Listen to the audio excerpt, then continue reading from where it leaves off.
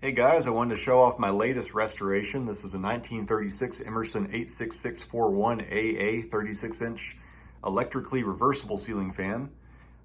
If y'all know my channel, I have a couple of these, and this is really one of my favorite models.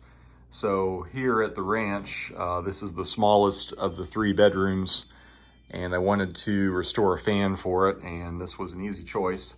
Got this fan from my friend Jack as a parts fan. It was completely seized up. It would not turn. But I was able to get it free, and I tested it and it ran great.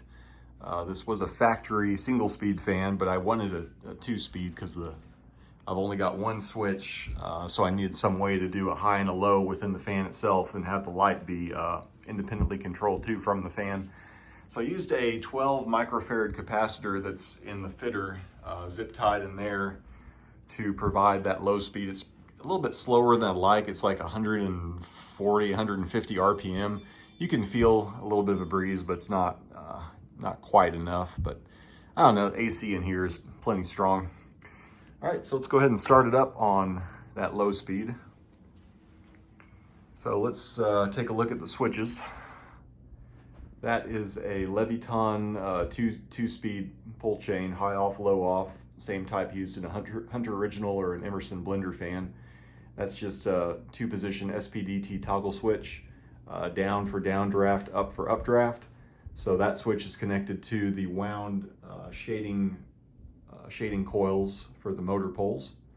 And depending on which set of the coils it shorts, it determines if it goes clockwise or counterclockwise. And then over here is just an on-off lavalier.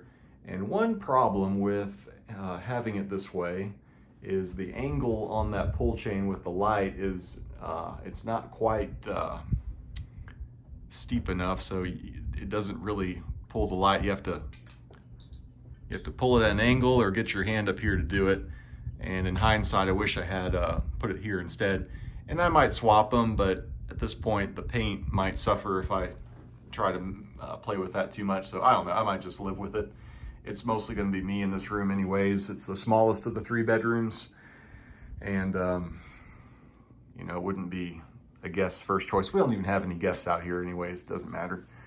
Anyways, so those are the 3 controls on the fan. This is a 1936 model. It's the last year that has the vented canopy. It's a brass canopy with the 6 holes in it. Another neat thing about the 36 model, so I've got a couple of these. I've got a 36, a 37, some later ones. And between 36 and 37, I could see that the quality of the casting on the top is quite a bit nicer on the 36s. They took a lot of extra time to smooth out around the vents and just the casting, make it really just as smooth as the bottom. And that's kind of the thing. They started not spending so much time on that as they went through the 30s into the 40s. So a little bit of extra care went into these early baby round noses like this. Not that you'd ever really notice up there, but just as a collector, it's kind of neat. So this color is Rustoleum Gloss Sand color. And I picked it actually to do a Hunter R52 restoration. I've got a 1959 Hunter R52, and this color is a pretty dead-on match with that factory color. I wanted to try it on this fan, and I am so glad I did. It looks really good, especially with these nice dark original finish blades. I just kind of cleaned them up with some new stain and some liquid gold. But I really like how this looks. And then this is just a good thick heavy glass schoolhouse globe got from eBay. So let's do the high speed. These all have a little bit of a motor whine getting up to speed, so I'll see if you can hear that.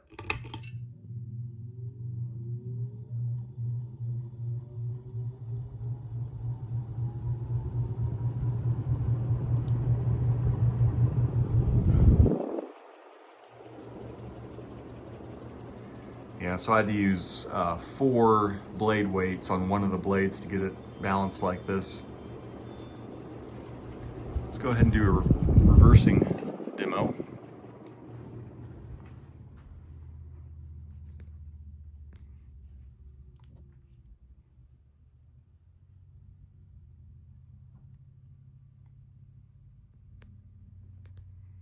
There goes Mom.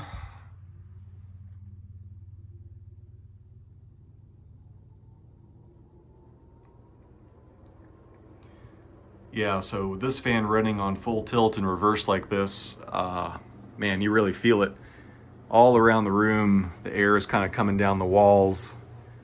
It's really refreshing. This fan's quiet too. The fan that was in this house when we bought it was a 1982 Hunter Original 38-inch reverse air, and you turned it on and it's just really deep reverberating hum that they're kind of famous for, and it was just really pronounced. So this is quieter and more powerful and just a lot cooler looking, and yeah, I'm crazy about this model. Definitely a favorite. So I've got two more just like this, so I could always do a dual install somewhere. Part of me is tempted to restore one just like this to put in the other small bedroom. And then the large bedroom is here. So as you can see, this house, it was built in the 30s, remodeled in the 70s, but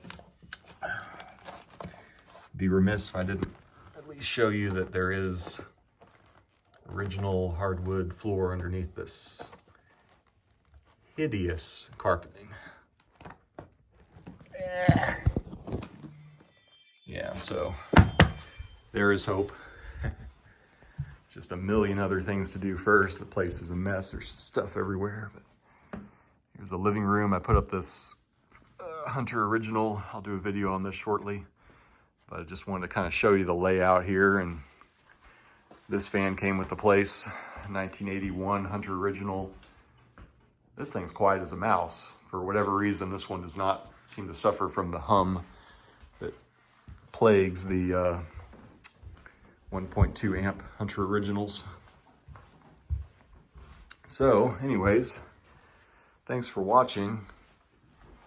Very happy with how this turned out. I really couldn't be any happier, especially the fact that it started as like a parts fan, and I didn't think I was able to get it going again, but it is going and it runs flawlessly. It's almost as old as the house. All right, guys, thanks for watching.